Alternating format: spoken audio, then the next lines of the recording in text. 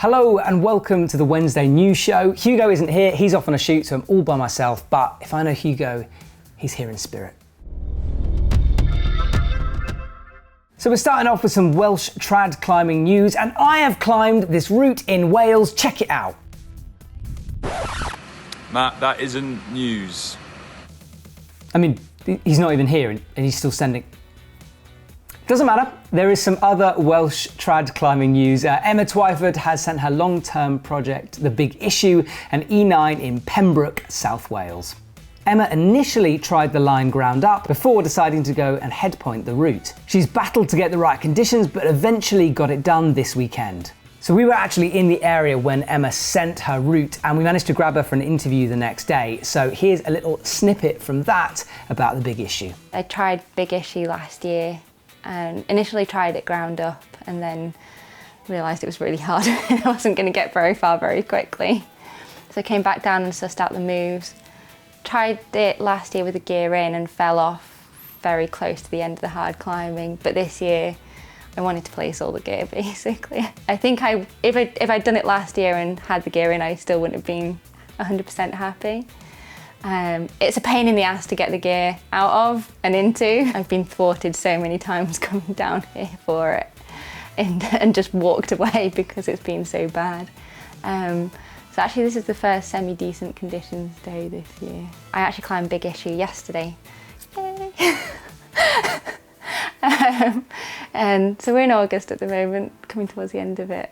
And I think it was this time last year actually I was trying it anyway, September, August time. So it's nice to come full circle and get it done around the same time. Keep an eye out for that full interview coming soon, and fingers crossed for some big things for Emma in the next year, hopefully. Next up is the sad news of the passing of Tom Frost and Jeff Lowe. Jeff was a legend in the climbing world, putting up many first ascents and climbs in the Alps, greater ranges, and of course rock climbs. One of his most notable ascents was the solo climb of Directissima on the north face of the Eiger, which was unrepeated for 25 years. He won a Lifetime Achievement Pile d'Or and also funded the brand Low Alpine with his brothers. Tom Frost was most known for his big walling first ascents in Yosemite. He also put up routes in the Cirque of the Unclimbables in Canada on the Lotus Flower Tower. He helped develop new gear, including inventing the Hex passive protection, which was manufactured by Black Diamond. So a huge loss to the climbing community. Those guys were massive names and they will be sorely missed. Next is some climbing news a little bit closer to home, which is this massive rockfall on the Cosmiques Arête in the Chamonix Mont Blanc Massif. The rockfall occurred in the area around the abseils halfway through the route, which is one of the most popular in Chamonix. Luckily, no one was hurt. The Alps are very unstable at the moment due to a lack of permafrost and hot temperatures. So the pictures that are starting to appear on Instagram about that rockfall are incredible. It was absolutely massive. And that route is a trade route, so lots of people go along it, lots of guided parties, and there's also a lot of rock climbs that finish up, and you have to finish that little section to get back to the Midi cable car. Now, there's a few lifts that are shut in Chamonix, including the Midi at the moment, but obviously if you get up there, avoid the Cosmiques Arête until it gets colder because it is very deathy. Okay, 9B counter.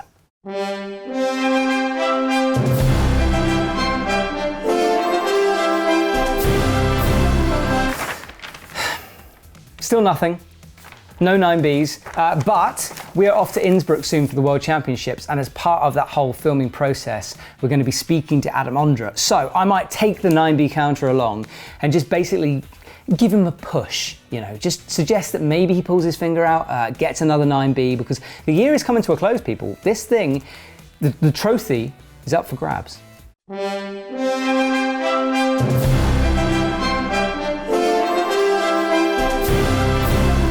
So I want to talk about something that's come up recently on the EpicTV Climbing Daily YouTube channel, and it's this discussion around clickbait. Now, on Tuesday, I titled an episode actually, and I'll read it out for you. He fell 100 feet, ... For a minute, you think he's dead. I saw this guy fall 100 feet and not get hurt, but you just for a minute you think he's dead. You know, you're like, wow, he's not moving. Now, there's been a lot of stick on the channel about people saying that that's a clickbait title, that it wasn't what they expected. And it's an interesting discussion, and one that I'm not sure we always get right, or I always get right, because it can be hard. Now, that title was a direct quote off Anton, who features in that episode. He's talking about a story when he was doing a climb and he saw a climber fall 100 feet in Patagonia, and he thought he might have been killed, and they backed off the route because of it, and it was a big issue. So that's why I titled the episode that. But people commented saying that it was a little bit misleading perhaps, that it was clickbaity. And there has been discussion about this already, but I would be interested to hear your opinion on this, because I'm not sure where I stand. It's hard because we create videos for YouTube that need to entice people in. We want people to click on them so they can see the content we create, because we work hard at this every day. Flo behind the camera now, he's one of the editors here at EpicTV, Climbing Daily. He's on it every day. Myself and Hugo are out. So we're trying to get footage, but we need people to see it. So there is definitely a voice in the back of your head that says, you know, if I title a video a certain way, people might click on it, they'll watch the content. And I generally disagree with clickbait. I think it's wrong to say something that doesn't happen in the video. But I'm not sure how wrong it is to highlight something in the video that is interesting to an audience. So for example, that title, it does grab you and it is part of the episode, and for sure it makes you want to learn a little bit more about it. But is it too far? Did we take one feature from that video which was perhaps not the main feature, and did we over egg it? Because for sure that can happen, and like, I'm human, the team here is human, and sometimes we get that wrong, and we do listen to your feedback a lot. So have a watch of that episode. I'll stick the link in the description below, and just let us know if you think it is a bit too far, because for sure we can rein some stuff back in. Or do you think, you know what, it's fair enough, he actually said that, it was a quote, and it is a feature of the video? Let me know, because it's a good discussion to have, I think, and especially within this climbing world where people are fairly understated and they don't like to shout about achievements. Clickbaity titles are seen very negatively. So yeah, I think it's an interesting point. It's definitely a talking point, and it's something we want to have a little look at. So let me know what you think.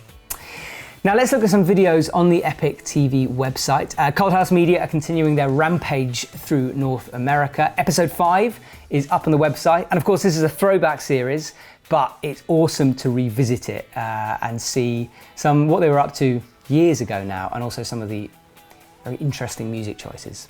So here's a little teaser of that episode.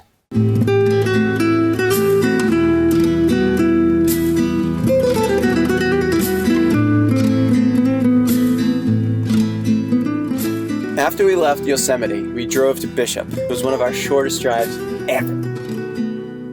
Without a doubt, the most iconic bouldering in the valley is the Buttermilks.